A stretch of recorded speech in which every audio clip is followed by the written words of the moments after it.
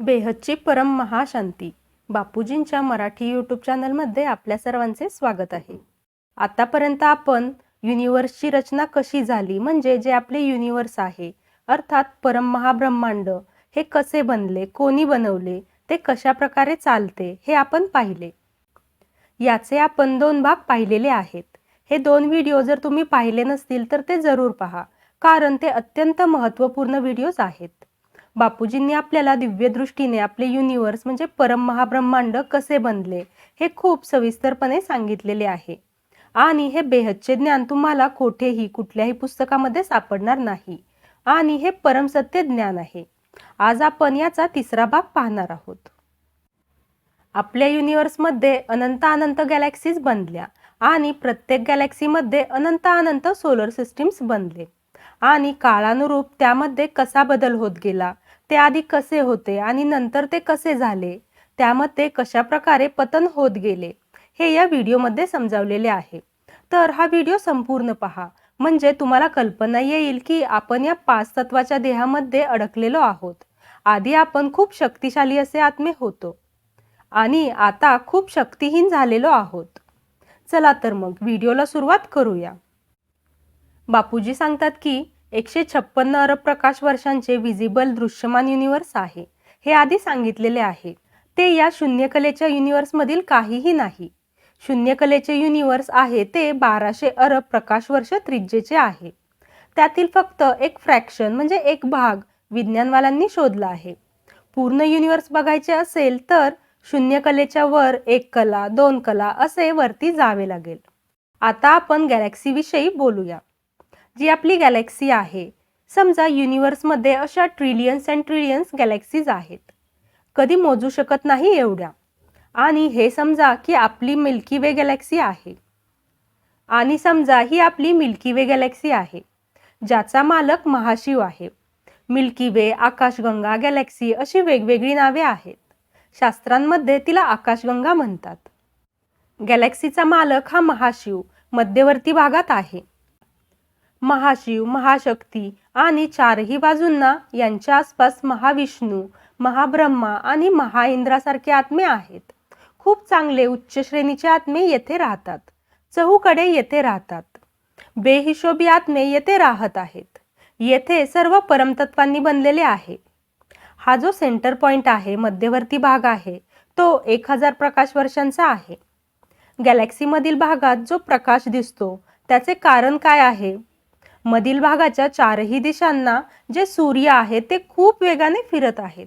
खरबो सूर्य फिरत आहेत. याच्या 4ही दिशांना त्याच्या आसपास खरबो सूर्यांचा प्रकाश आहे. पण आज जो महाशिवाचा प्रकाश आहे तो परमप्रकाश आहे आणि परमप्रकाशाला कोणी पाहू शकत नाही. मनुष्य हा भूतांना किंवा 3 तत्व असणाऱ्यांना पाहू शकत नाही ना. त्याच प्रकारे या सूर्याचा प्रकाश अग्नितत्वाचा आहे आणि महाशिवच्या आत तर परमप्रकाश आहे. तर हा जो 3000 प्रकाश वर्षांचा घेरा आहे, त्याच्या आत आज पण 2000 प्रकाश वर्षांपर्यंत महतत्व आहे. परमतत्व आहेत. परम आकाश आहे, परम वायू आहे, परम अग्नी आहे. तर येथे खूप उच्च क्वालिटीचे आत्मे राहतात. जसे बरेच शिव राहतात, बरेच महाविष्णू राहतात आणि 4ही दिशांना ब्रह्मांड फिरत आहेत. ही आपल्या एका मिल्की वेची गोष्ट करत आहे. अशा युनिवर्समध्ये असंख्य गॅलेक्सीज फिरत आहेत. आपल्या आकाशगंगेचा व्यास हा 1,00,000 प्रकाश वर्षांचा आहे. जे टेलिस्कोप आहेत, सुपर कम्प्युटरने मोजलेले आहेत. तर बऱ्याच लोकांनी सांगितले की गॅलेक्सीच्या आत मोठे मोठे सूर्य किती आहेत? 200 बिलियन सूर्य म्हणजे सोलर सिस्टीम्स मोजले आहेत. पण म्हणतात की मोठे मोठे मोजले, पण मोठ्या सूर्याच्या मागे 3 छोटे सूर्य राहूनच गेले. तर जे त्यांच्या कॅमेऱ्यामध्ये, त्यांच्या सुपर कम्प्युटरमध्ये आले नाही ते 600 बिलियन्स राहिले. मग एकूण मिळून त्यांच्या हिशोबाने 800 अरब सोलर सिस्टीम्स म्हणजे सूर्यमंडळे आहेत. किती? 800 बिलियन्स. जसे म्हटले आहे की आपली जी मिल्की वे गॅलेक्सी आहे ती भुजा असणारी आहे ना, ज्याला स्पायरल गॅलेक्सी म्हणतात. तर त्याच्या अशा प्रकारे भुजा असतात. 14 भुजांमध्ये आपली गॅलेक्सी आहे. आणि प्रत्येक भुजेमध्ये म्हणतात की 300 ते 400 बिलियन स्टार्स आहेत. किती सोलर सिस्टीम्स आहेत? प्रत्येक भुजेमध्ये 300 बिलियन जरी धरले तर त्यांच्या हिशोबाने 14 भुजांमध्ये मिळून एकूण 4200 अरब स्टार्स आपल्या गॅलेक्सीमध्ये आहेत. गॅलेक्सीच्या महाशिवने शिवांना बनवले. त्यांना कसे बनवले याची पण हिस्ट्री मी सांगू शकतो. गॅलेक्सीची हिस्ट्री पण सांगू शकतो. एका गॅलेक्सीचा किती काळ झालेला आहे हे सुद्धा सांगू शकतो. महाशिवचा पण समय वेळ सांगू शकतो. पण त्याच्यासाठी खूप वेळ पाहिजे आणि तुम्हाला समजण्यासाठी आत्म्यामध्ये शक्ती पाहिजे ना. आता मनुष्य आत्म्यामध्ये शक्ती नाही आहे. मनुष्य आत्मे आता तमोप्रधान बनलेले आहेत. काय बनले आहेत? तमोप्रधान. ऑलमाइटी ऑथॉरिटी मला वरून सर्व दाखवतो. मी स्वतः पाहू शकत नाही. ऑलमाइटी ऑथॉरिटी स्वतः मला दाखवतो आणि तो मला सांगतो. मला सर्व काही दृष्टी देतो, विजन देतो. तो मला याचे सर्व कॅल्क्युलेशन्स गणना पाठवतो. मी जेव्हा योगामध्ये बसतो, आत्मस्वरूपामध्ये बसतो, पूर्ण लाईट स्वरूपामध्ये बसतो, तेव्हा लाईटची बॉडी, प्रकाशाचे शरीर बनते. आणि आत्मस्वरूपामध्ये स्थित झाल्यानंतर वरून ऑलमाइटी ऑथॉरिटी मला विजन म्हणजे दृष्टी पाठवतात आणि ते सांगतात की जो मी आहे तोच तू आहे. म्हणजे जो तो आहे तोच तू आहे. म्हणजे मी मेसेंजर पैगंबर नाही आहे. म्हणतात ना, कयामत के दिन खुदा ताला नूर स्वरूप से आकर कब्र से उठाकर ले जाएगा. म्हणजे खुदा ताला म्हणजे ऑलमाइटी ऑथॉरिटी नूर स्वरूपात स्वतः ब्रह्मांडामध्ये येऊन जे येथे या ब्रह्मांडामध्ये फसलेले आहेत, परम शिव, मोठे मोठे 100 कलेच्या ब्रह्मांडाचे मालक, मल्टिपल युनिवर्सचे मालक, हे सर्व काही येथे फसलेले आहेत. धर्तीवर फिरायला आले होते. सर्व या सोलर सिस्टीममध्ये का आले होते? येथे ते सर्व फिरायला आले होते आणि येथे मृत्यू लोकामध्ये फसून गेले. येथे धर्तीवर मनुष्य लोकामध्ये फसवून गेले. त्यांना शोधायला त्यांचे पिता आले, त्यांचेही पिता आले, त्यांचेही पिता आले, त्यांचे पर आजोबा आले. शेवटी मोठ्या मोठ्या हस्ती परम महाशिव येथे येऊन फसले. मोठे मोठे परम महाशिव, तुम्ही समजताय का? मोठे मोठे परम महाशिव येथे येऊन फसले. कोणी 400 अरब युनिवर्सचा मालक, तर कोणी हजारो ग्रेट युनिवर्सेसचा मालक, ग्रेट युनिवर्सचे मालक येथे येत गेले आणि येथे फसत गेले. जेव्हा आत्मे मृत्यूलोकामध्ये येतात, मग कोणी पण आत्मा असो, आत्मा जेव्हा निराकार असतो तेव्हा तो पूर्ण ज्ञानी असतो. आत्म्याच्या आत पूर्ण ज्ञान असते. त्याच्या आतमध्ये खूप अरब प्रकाश वर्षांचे ज्ञान एका सेकंदामध्ये तो इमर्ज करू शकतो, म्हणजे माहिती करून घेऊ शकतो. पुढे जसे त्याच्या आत्म्यावर चारही दिशांनी जसे परम आकाश चढले, मग तत्व चढत गेले. जसे तत्व चढले, मग 3 तत्वांमधील देवता बनून गेले. 3 तत्वांमध्ये आकाश, वायू, अग्नी या 3 तत्वांचे देवता बनले. तर देवतांची मेमरी म्हणजे पॉवर, शक्ती पण कमी होत गेली. आत्म्याच्या वर कवर म्हणजे आवरण चढले ना. जसे मनुष्य आत्म्याच्या वर आवरण चढले, जसे कारण शरीरावर सूक्ष्म शरीराचे आवरण चढले, सूक्ष्म शरीरावर स्थूल शरीराचे आवरण चढले. अनंतबाई म्हणतात की जशी जशी वेळ पुढे गेली तसे त्यांच्यासोबत जे रेकॉर्डिंग चढत गेले, त्या आत्म्याच्या आत रेकॉर्डिंग होत त्यात माहिती भरत गेली आणि आपली मेमरी तो आत्मा विसरून गेला. बापूजी म्हणतात की जर आत्म्याची ओरिजिनल डेट ऑफ बर्थ म्हणजे जन्माची खरी तारीख काढायची असेल, जसे महाशिवाची जन्मतारीख काढायची असेल, तर आत्म्याला आतून किती ओरिजिनल मूळ निराकारी स्टेज हवी ना. आत्मा जेव्हा निराकारी स्टेजमध्ये राहील, देहभान विसरून जाईल, देह आणि देहाच्या सर्व संबंधांना विसरून जाईल, आत्मस्वरूप होईल आणि आत्मस्वरूपामध्ये निराकारी स्थिती होईल. आणि तेव्हा त्याच्या आत जे रेकॉर्डिंग आहे, जी माहिती साठलेली आहे, बेहिशोबी काळापासूनची रेकॉर्डिंग माहिती आहे, ती तेव्हा त्याला इमर्ज होईल म्हणजे ज्ञात होईल. वेळेची गणना तर करू शकत नाही ना. वेळेचे मी नंतर पुढे सांगतो. या गॅलेक्सीच्या आत सारे जे सोलर सिस्टीम्स आहेत हे सर्व शिव आहेत. हे सारे सूर्यमंडळ आहेत. आपले हे ब्रह्मांड म्हणजे आपला हा सूर्य येथे आहे. सोलर सिस्टीम म्हणजे शिव म्हणजेच एक ब्रह्मांड. आपला सूर्य फिरत असतो. 220 किलोमीटर प्रति सेकंदाच्या वेगाने आपला सूर्य गॅलेक्सीमध्ये फिरत आहे आणि त्याला पूर्ण परिक्रमा पूर्ण करण्यासाठी 20 ते 25 करोड वर्षे लागतात.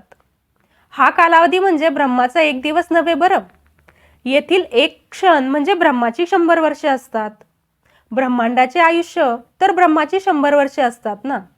पण महाशिवाच्या तर प्रतिपलामध्ये म्हणजे प्रत्येक क्षणामध्ये अनंत अनंत ब्रह्मांड बनतात आणि बिघडतात सुद्धा. आणि जेव्हा महाशिवाच्या आतील शक्ती जेव्हा संपून जाते, कारण कधी ना कधी कोणत्याही रचनाकारामध्ये शक्ती संपते ना. असे कधी होत नाही की शक्ती संपत नाही. तर जेव्हा महाशिवाच्या आत शक्ती संपून जाते, मग तो महाशिव महाकाल बनून अनंत कोटी ब्रह्मांडांना आपल्या रोमारोमामध्ये सामावून घेतो. प्रत्येक गॅलेक्सीचा मालक म्हणजे महाशिव जेव्हा त्याच्या आतील शक्ती संपून जाते, मग तो महाशिव महाकाल बनतो, म्हणजे तो ब्लॅक होल बनून जातो. मध्यवर्ती भागात ब्लॅक होल बनून जातो आणि ब्लॅक होल बनून सर्व आपल्या महाकाल अग्नीमध्ये म्हणजे ग्रॅव्हिटीने सर्व काही खेचून घेतो. त्याला महाकाल प्रलय म्हणतात. तर या महाकाल प्रलयामध्ये हे सारे ब्रह्मांड जेवढे सोलर सिस्टीम्स आहेत ते सर्व खेचून कालाग्नीमध्ये संपून टाकतो. मध्ये विज्ञानवाले काय म्हणत होते ना, की आपल्या गॅलेक्सीच्या आत सेंटर पॉइंटमध्ये मध्यवर्ती भागामध्ये एक सुपरमॅसिव्ह ब्लॅक होल बनले आहे. म्हणजे मध्ये एक ब्लॅक डॉट काळा टिपका दाखवत होते. त्याचा फोटो टीव्हीवर पाहिला होता. काळा, पण वास्तवामध्ये तो काळा नाही. ब्लॅक होल तर दिसणार नाही ना. ब्लॅक होल कसे दिसेल? ब्लॅक होल म्हणजे काय असते? एक एनर्जी असते ना. ते एक बवंडर असते म्हणजे वावटळीसारखे असते. एनर्जीचा, ऊर्जेचा एक बोहरा असतो. एनर्जीचे म्हणजे परमप्रकाशाचे एक वादळ असते. पण आता विज्ञान काय म्हणत आहे? ब्लॅक होल नाही, ते व्हाईट होल आहे. कारण तेथून व्हाईट म्हणजे सफेद एनर्जी दिसते. हे जे बापूजी आता सांगत आहेत ना, ते भारतातील शास्त्र असो किंवा जगातील कोणत्याही धर्मामध्ये शास्त्रांमध्ये या गोष्टीचा उल्लेख आपणास कधीही मिळणार नाही. भारताच्या हिंदू शास्त्रांमध्ये 2 शब्द आहेत. ते 2 शब्द काय आहेत? की जेव्हा महाशिव महाकाल बनतो तेव्हा अनंत कोटी ब्रह्मांडांना आपल्या रोमारोमामध्ये सामावून घेतो. रोम म्हणजे काय बरं? रोम म्हणजे एक सेल. एक सेल म्हणजे एक ब्रह्मांड अर्थात एक सोलर सिस्टीम. मग जेव्हा महाकाल प्रलय होतो, हिंदू शास्त्रांमध्ये केवळ एक ओळ मला मिळाली जेथे सांगतात की प्रलय केव्हा होतो? नित्य प्रलय, अर्ध प्रलय, कल्प प्रलय, महाकल्प प्रलय आणि मग महाकाल प्रलय.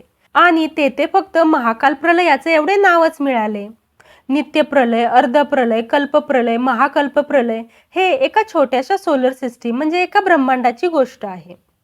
आणि महाकाल प्रलय ही तर गॅलेक्सीची गोष्ट आहे. पुढे हे सांगणारच आहे. पण येथे जो महाशिव आहे, प्रत्येक गॅलेक्सीचा मालक म्हणजे महाशिव जेव्हा त्याच्या आतमध्ये शक्ती संपून जाते, त्याच्या आधी एक गोष्ट सांगतो की आता हे विज्ञानवाले काय म्हणत आहेत की मध्ये जे व्हाईट होल आहे ना, त्या व्हाईट होलच्या एनर्जीपासून सर्व सोलर सिस्टीम्स बनले आहेत असे म्हणत आहेत. पण गॅलेक्सीचे आयुष्य कोणी सांगू शकेल का? पण मी पुढे जाऊन तुम्हाला हेही सांगेल ते कसे मोजतात. आता हे सांगत आहे की जसे आपली सोलर सिस्टीम आहे, म्हणजे एका ब्रह्मांडाचा शिव निराकार हा मालक आहे. तर शिवने एक ब्रह्मांड बनवले. शिव निराकार होता. त्याच्या आत परमप्रकाश होता. जसे महाशिवाने विचार केला की मी एकापासून अनंत होऊन जावे, तेव्हा महाशिवाच्या परमप्रकाशाचे भाग झाले आणि अनंत अनंत शिव बनले. एक शिव म्हणजे सोलर सिस्टीम, एक सूर्यमंडळ. जेव्हा ते बनवले होते तेव्हा सूर्य तर नव्हता.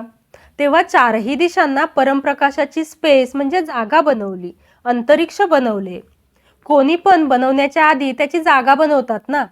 4ही दिशांना गोलाकारामध्ये परमप्रकाशाची एक लाईन ओढली. मग शिवने संकल्प केला. शिव निराकारीपासून आकारी बनले. मग आकारी शिवाने त्यांच्यामधून त्यांची शक्ती निर्माण केली. आता हे परमधाम बनले गेले. मग शिवपुरी बनली. पुढे शिवशक्ती यांनी मिळून विष्णूचे सृजन केले आणि विष्णूंनी लक्ष्मीला निर्माण केले. मग विष्णुपुरी बनली. विष्णुपुरी म्हणजे भक्तिवाल्यांचे वैकुंठ. काय म्हणणार बरं? विष्णुपुरी म्हणजे वैकुंठ. लक्ष्मीनारायणाचे एकत्रित रूप म्हणजे विष्णू, जे 4 भुजावाले आहेत. विष्णूच्या नाभीमधून ब्रह्माची निर्मिती झाली. मग ब्रह्मापुरी बनली. पुढे ब्रह्मांनी संकल्पामधून अनंत अनंत फरिश्ते म्हणजे परमपुरुष बनवले. कसे बनवले? जसे ब्रह्मा सरस्वती यांनी सर्वात आधी फरिश्ते बनवले. चारही दिशांना फरिश्ते बनवले, परमपुरुष बनवले, बेहिशोबी एक संकल्प केला आणि करोडो फरिश्ते बनवले. फरिश्ते का बरं म्हणणार? हे जे फरिश्ते बनले त्यांची आपण आता पूजा करत आहोत हे ते नाहीत. ते तर गायब होऊन गेले. ते आता नाही आहेत. ते पुढे सांगतो. हे फरिश्ते पुढे देवता बनून गेले आणि देवता हे मनुष्य बनून गेले आणि नंतर मनुष्य पुढे जनावर बनून गेले, किडे मकोडे बनून गेले आणि हे जे फरिश्ते होते ते कोठे आहेत हे पुढे सांगतो. हे ब्रह्मांड बनून किती वर्षे झालेली आहेत? हिंदू शास्त्राच्या हिशोबाने आज ब्रह्मांड बनून ब्रह्माची 50 वर्षे पूर्ण झालेली आहेत. वेळेच्या हिशोबाने 50 वर्षाला एक परार्ध असे म्हणतात आणि ब्रह्माचा दुसरा परार्ध सुरू झालेला आहे आणि दुसऱ्या परार्धामधील ब्रह्माच्या पहिल्या दिवसाचे 6वे मन्वंतर पूर्ण झालेले आहे आणि 7वे मन्वंतर हे चालू आहे आणि या मन्वंतराच्या आत युगांतरे असतात आणि आता 28वे युगांतर चालू आहे.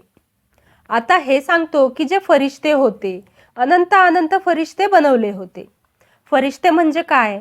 तर फरिश्ते म्हणजे परमतत्वांचे शरीर असणारे आणि आत्मा परमप्रकाशाचा आणि हे शरीर परम आकाश, परम वायू आणि परम अग्नी यांचे. या फरिश्त्यांमध्ये गिरावट होत हळूहळू ते खाली येऊ लागले. मग त्यांचे परमतत्व हळूहळू संपत ते खाली येऊ लागले. मग तत्वांमध्ये येत गेले आणि खाली येऊन काय बनले? ते देवता बनून गेले. आणि एंजल तर देवतांना म्हणतात.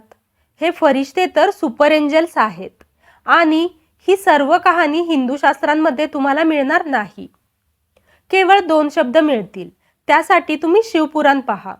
शिवपुराणामध्ये आहे की शिवने विचार केला की मी ब्रह्मांडाची रचना करू. मग शिव निराकारीपासून शिव आकारी बनले. आकारी शिवपासून विष्णूची रचना झाली.